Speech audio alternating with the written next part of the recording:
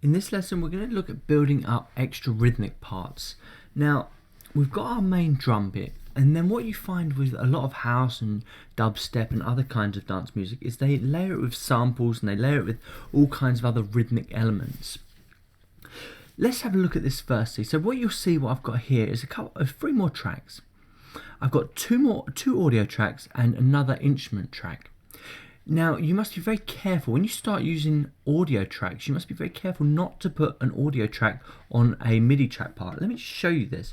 So I've downloaded a few samples. Here we are. So I've downloaded a big thud, some glass smashing, and some reverse cymbals, all of which can be gotten from this website, which is freesound.org, which is absolutely brilliant. If you need samples of any description, freesound.org's just got loads of really good ones, and that's where I got them from. Now let me take this AIF glass smash. If I click and drag, I can put this anywhere. If I put it on this instrument track in Logic 10, it tells me no. In Logic 9 it will let me put it there. Okay, so just click and drag it there. Now say for instance it is on that track. What you'll see when I press play, it actually nothing will happen.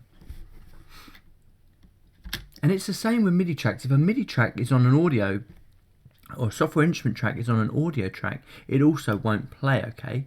So making sure that you understand that is really, really important. So easy as pie, if you want to drag a sample in, you just click, drag, and you put it either on a new track or on a pre-existing audio track, okay? Let me just delete that. Now what I've done here is I've layered up some of these. So I've got a couple of different kinds of reverse cymbal, and I've got this big thump, and I've got this glass smash. I've just layered them up just to create these big textures, and you can do this throughout your piece and just see what works and so on. Now you're going to need to get a bit precise with layering, and here you'll see that there's this little zoom in button. If you click on this and just drag it out, you can see you have a bit more accuracy over where you drag these two, and you can just drag them around until you're happy. Let me just show you what I've got. Okay, and there's a nice little reverse cymbal, and that just leads us into the next part. Let me just play out this bit as well, all the way through, and then I'll show you how I'm going to build up this next bit. So the first part of getting some rhythmic elements in is kind of these samples and sound effects, okay?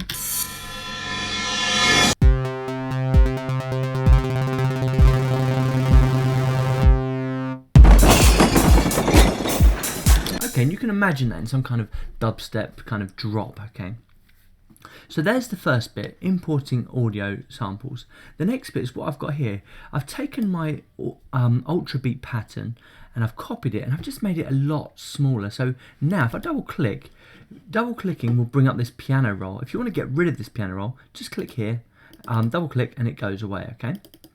And what you see is I've still got this bass drum, but I've just kind of deleted everything else, just leaving this very simple bass drum. The reason I've done this is because of this pattern here.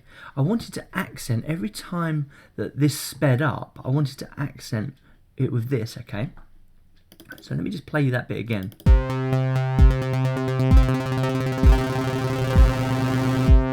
So you can hear every time it changed, or every time it sped up, it was accompanied by this bass drum.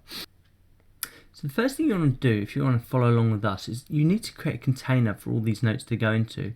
If you right click anywhere in the timeline, you'll see this create empty MIDI region.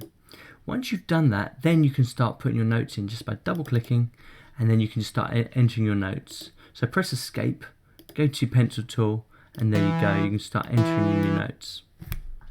Let me just delete that. And all I've done here is I've drawn in some notes, and I'm going to improve this, and I just want to show you a few techniques. But the first thing, in order to kind of draw in these notes, if you press the escape button, if you're on if you're on Logic 9, press the escape button now and you'll get this tool palette, okay?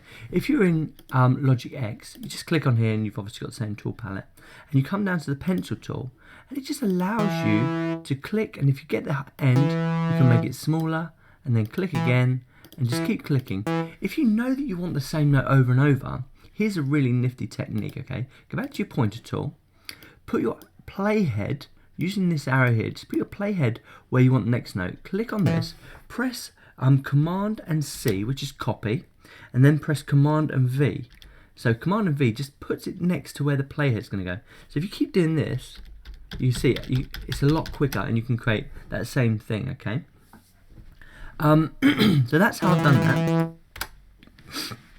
And you'll see that each one of these gets faster. Now, depending on your grid size, see my grid size at the moment, if I come up to this point, is set to 16. And that basically means that there are 16 squares per bar. So here's bar 9, here's to bar 10. And you can see that there's 16 squares, 4, 8, 12, 16, all the way to there. This next one, I've actually used 32 grid. So if I click on this, I can come down to where it says 32 grid, and now you'll see that there's 32 grid to each of these. And when it gets to here, I've gone up again in grid size to 64, and you can see that that's broken down to 64. And then from bar 11 onwards, I've gone to 100 and that must be 192 I've gone to, but I've made it half the length anyway. Let me go back to 16. The reason you need to change the grid is because if you want to make this all very symmetrical and kind of the pattern just to work, it does need to kind of accompany itself in that particular way. So changing the grid every time you want to speed it up just helps you. Now, this is where doubling comes in. I'm going to do a couple of really nice things here. Let me just close this, and I'm going to duplicate this build up 1 2 more times. So click on it once, click on it again, and now you can see I've got these. And if I just double click here and just copy this, so if I want to put another name in, just copy it, write in my new name, Now, let me just change that, and that's number 3. If I play them now, let me just Alt click drag. If I play them now, they're all going to be exactly the same. So one thing I can do is change the instrument. So if I come down to my EXS, sorry, I'm using the ES2, which is just an instrument. You can use whatever you want. I'm just going to grab another ES2 instrument, double click. Where it says default, we're just going to change the preset. I'm going to use a synth lead. Now the first one I used was this Euro hook. This one, let's use a Miami lead. So now we should have a completely different sound. Let me just solo this second one. Okay, compare it to this first one. Brilliant, it's quite loud, so let's bring this volume down. And let's do the same with this third one, and let's make this a bit more percussive, this third one. Double click, come up to where it says user defaults, and we're going to make it a bit more percussive. Let me see if I can find maybe a string sound. Let me try an air cello. Let's see what that sounds like. Close that down, solo this one. Okay, it's a bit too much, but we'll deal with that now. If I want to keep changing that, I can just keep doing that, okay? Another thing you can do is if you're in this, you can actually pull out the sounds from this area here, this library area. And remember, in Logic 9, it's over here. Okay, the reason I've created 3 is because I want to layer these up, but I want one to come out of the center. Now, you have this is the panning dial, and this describes where in the speaker it's going to be placed. At the moment, they're all placed in the center. So if I grab number 2 and drag it to the left speaker, drag number 3 to the right speaker. If you don't see this, you've also got the same dial here. So if you click on this one, you'll see that this is now part of this channel. If you click on this one, you'll now see it's part of this channel. And if you click on this one, it's now part of this channel. So this is the first thing we can do. Now let's just play this, see what it sounds like.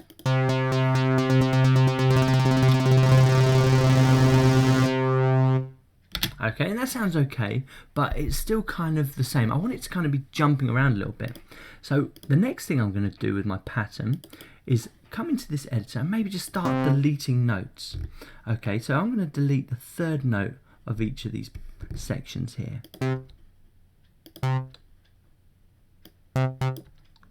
And the reason for this is because I'm going to give this to somebody else, to another section.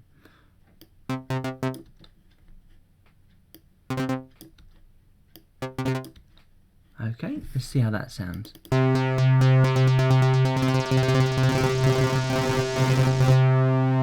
Okay, and let's do the same with this bottom one. Let's get rid of the third one. Maybe we can just alternate it as well. And I don't think you really need to be too precise about this. You can play around with whatever you've got. And let's go to this middle one and let's do the second one. And what you should start seeing is that our piece will start bouncing around our ears a little bit more. And this is what we want. Let's have another play. Let's see what this sounds like.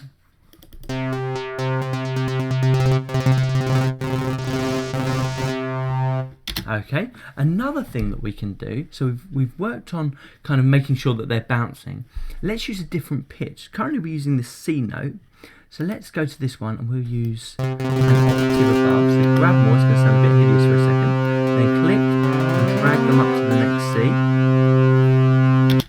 Okay, next one is we'll drag this one down an octave to a C. Okay, here we go. Let's see what this sounds like.